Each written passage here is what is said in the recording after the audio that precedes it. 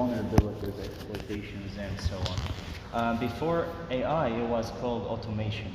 So they tried to find set of breaches, set of incidents, and they tried to kind of merge them together and put them all together to end up with identifying very good breach. What we call the chaining of vulnerabilities.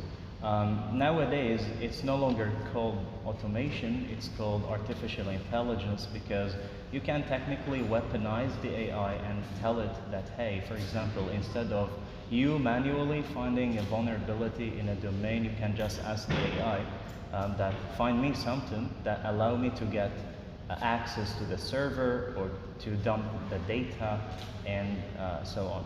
So first, if we want to talk about incidents that are done by these cyber criminals, incidents happen because of two major things.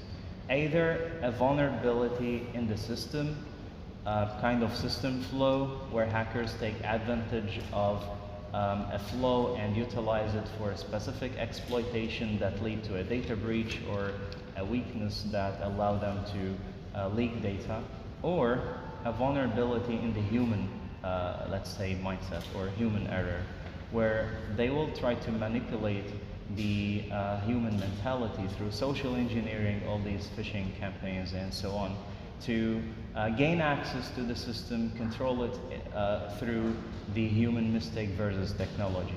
So these are two major things of incident. And to corner these, now the problem, if you implement the technologies of cybersecurity, let's say EDR, firewall, and so on, the problem is hackers now still able to bypass these security controls and restrictions. So it's not easy to rely on security products. The only way to fix this is by having very good awareness and conducting training sessions, educational structures and so on, to educate not only fresh graduates but also every person that works in the technology field, from a data entry guy in a company to the CISO, CIO level, about the responsibilities of every person within his position and so on. I mean, I've experienced it before, even before security. If you want to exploit a specific target and this target was super secure, you don't approach the target, you try to approach the surrounding. So you find a vulnerability or a weakness in a surrounding, well, it's technically now called supply chain or third party. And then you utilize the supply chain breach to access the main target.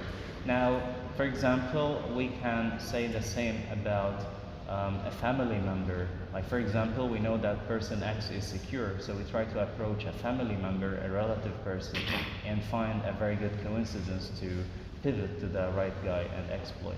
So, summarizing this up, I think that there will be endless battles between the cybersecurity professionals and the criminals, threat actors, and no matter how much secure we will become and no matter how much products we will design, there will always be flaws, 0 days, vulnerabilities, or threats, because it's not about the technology, it's about the human mentality and the mindset, and everything is designed by human, and human make mistakes, so there will always be mistakes. Now the good part of it, if we learn from these mistakes and provide better solutions and keep upgrading and updating ourselves to match the best practices of everything.